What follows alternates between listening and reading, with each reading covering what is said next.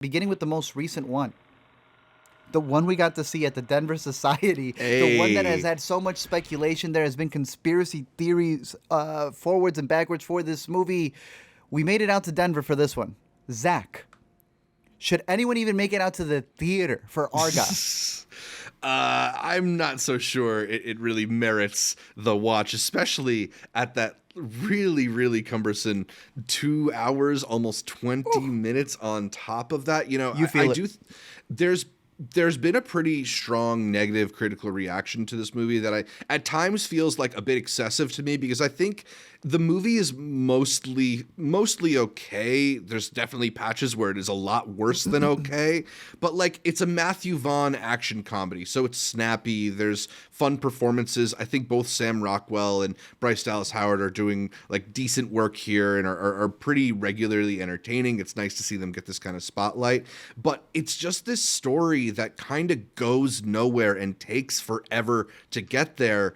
It's extremely predictable in many ways, and it also like it's one of those things where I feel like a lot of this film would sound really good on paper. You read about these action sequences where cars are driving across rooftops, or, someone's ice skating over crude oil. It's like, that sounds badass, but it all just looks incredibly fake, incredibly digital, in a way that really removes any of the tension or joy out of it. Like one of the things that's really fun about seeing an action movie is the sense that you're watching these people do these really incredible feats, and you absolutely never feel that way watching this movie. It is the most sterile action movie I've seen in quite a long time, and that's saying something for how sterile Matthew Vaughn action can sometimes feel. His action has gotten worse, but somehow more creative. Is that fair to say?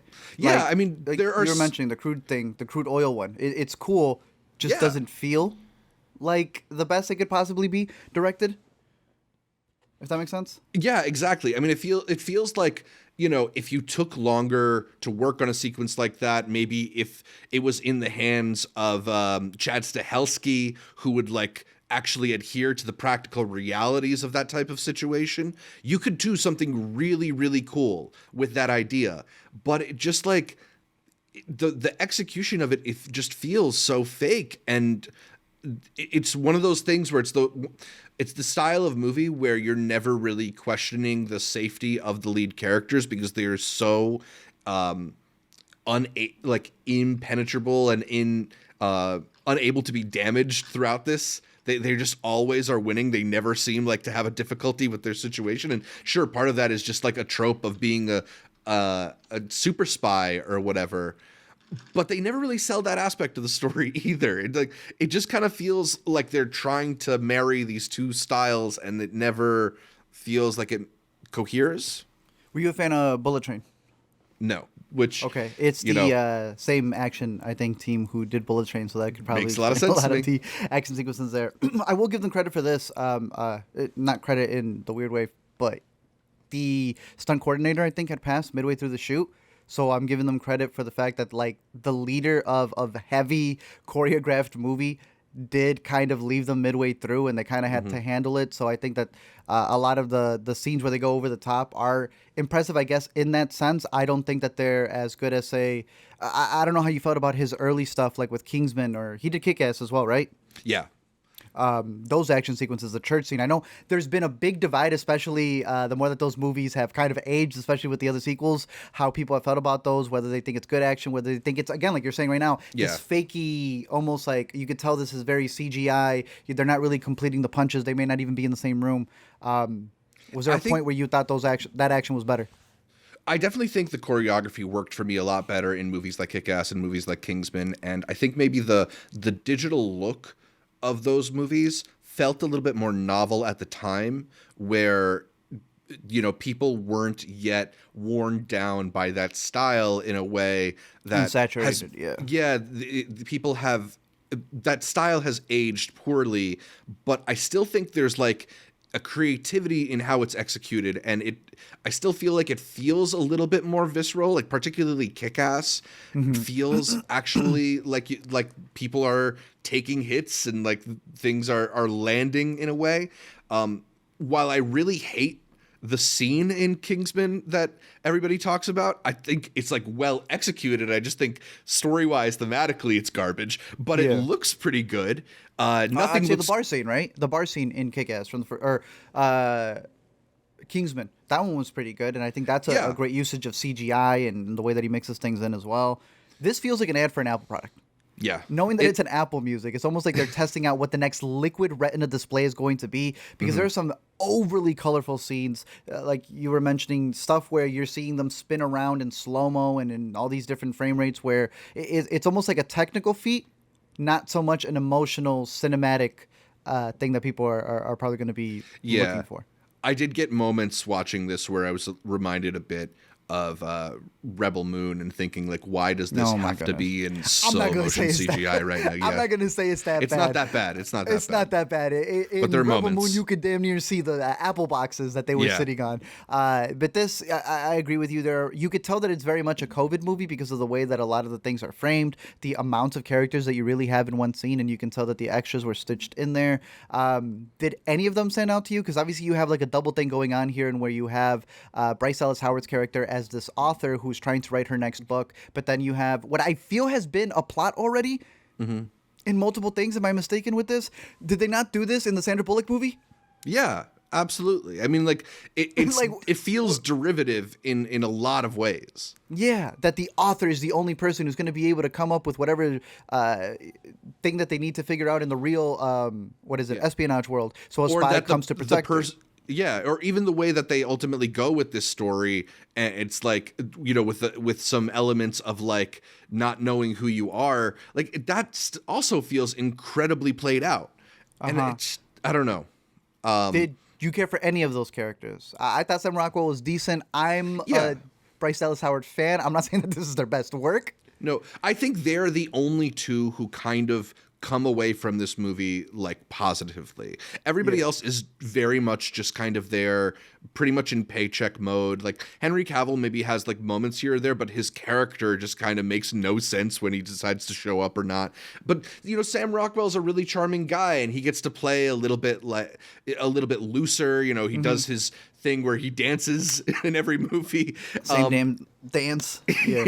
But it really is Bryce Dallas Howard who I think kind of steals the show. She gets to show a lot of different sides of how dynamic she is. And, you know, I think a lot of the joy in this movie, where it exists, rests on her face and watching her react in the moment. Like they seem to know that too, because they'll do a lot of slow motion cuts to it. But, you know, she is very charming. She's really likable. And I was rooting for her in a way, even as I was growing tired of the movie. Dua Lipa in another role, and surprisingly not terrible. No, if you're comparing it to like John Cena and a bunch of these people who have been in multiple roles, I'm actually kind of surprised by her. Yeah, I mean, she totally like held her own. Granted, like her part is not much bigger than what you've seen in the trailer, but like she's totally makes sense in this kind of a movie and is pretty, she's captivating for her part, I guess. Yeah, Samuel L. Jackson definitely very much underused for what they needed him in this movie. Some funny bits, not too big. He definitely was on set for 2 days tops. 100%. That's the other thing. Just watching the game too, because that's really what it was. And that's definitely like another problem with this movie is it doesn't feel like any of these actors are in the same room for a lot of this. I'm pretty sure Ariana DeBose has never met any of the other cast members. Probably. The movie also, itself, you heard about the song?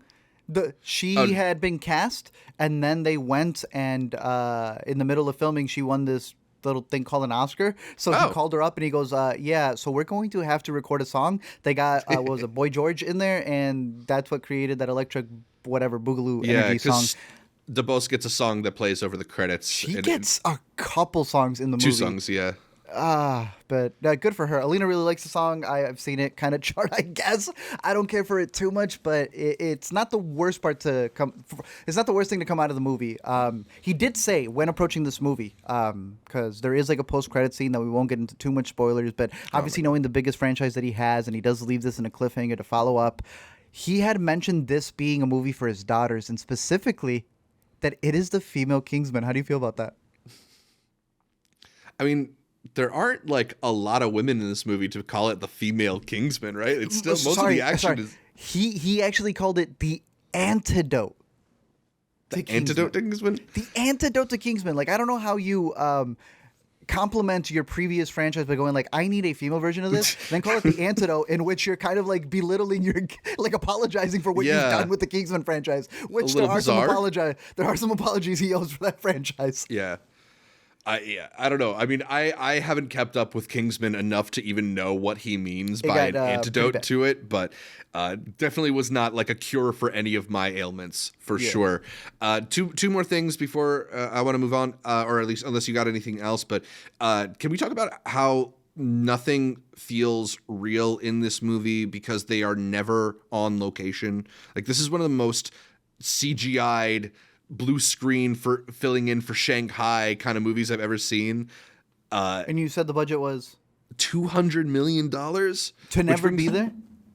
Which brings us to the other Damn. interesting aspect is that despite being the number one movie at the box office over the weekend, it only grossed $17 million. I think it was $35 million worldwide, which is less than a quarter of that $200 million budget that they got from Apple, which granted, like, if there's a company out there that can blow a little extra money on stuff, Apple's probably it.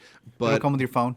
Do you think this is like a big disaster for Apple? Do you think this is just a write-off as people buy up Apple Vision Pros? Like, is this just another, we need to sell another 10,000 Vision Pros and nobody will worry about this? Yeah, that's literally all it is. This is just add-ons to everything else that they have going, right? Prime has been going on since like 2010. They're barely making it a thing where they're charging you for ads.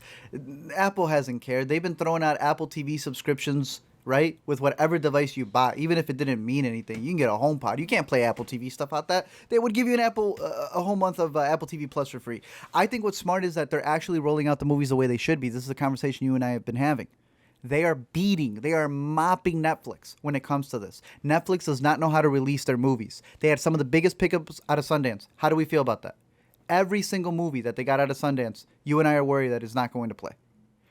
Now you got Apple over here, who was able to do something really incredible when it came last year to Killers of the Flower Moon. All of that did great. Now that they have Argylle, they actually have a movie out there that is actually going to play. It also has a soundtrack.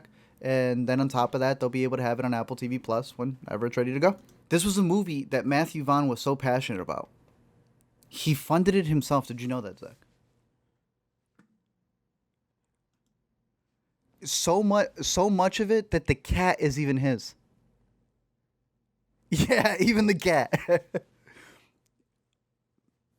It was still his money, so that CGI cat model should definitely go back to him when it's all said and done. So definitely, it wasn't Vaughn who attacked us there, because I don't think he has any more money after that box office numbers. But going out of off of what you were saying in terms of Apple, I think that this is just going to be a big boost for them in terms of just having something that can play in their wheelhouse. I was looking at a show we'll be talking about in a little bit, which is the Masters of the Air. You were talking about the Vision headset, right? These are worlds that I think they've already set up to be able to be viewed in that way. Like, this is just, they're treating movies like apps. They're just mini worlds for you to be able to test out on your iPhone, on your, like you said, Vision Pro, on your new MacBook. And with the colors that they have here, they literally look like Apple commercials. There is a fight that happens in this movie that I'm pretty sure was the intro Liquid Retina display commercial that they released. So I don't think they're losing any money, because I think with the soundtrack that they have out there, they're making it in other ways. So it's one of those. Yeah, I mean, it's all ads in the end for their products, right? That's what Apple TV Plus was in the first place. That's why they're smart with it. So I would recommend you waiting for the Apple TV Plus free trial when you get your next iPhone. You don't need to leave to the theater for this. Yeah, absolutely. This is a classic, like, fold your laundry movie, because you do not need to be paying attention to half this stuff. There are some moments that are kind of fun. Sam Rockwell is fun. Bryce Dallas Howard is fun.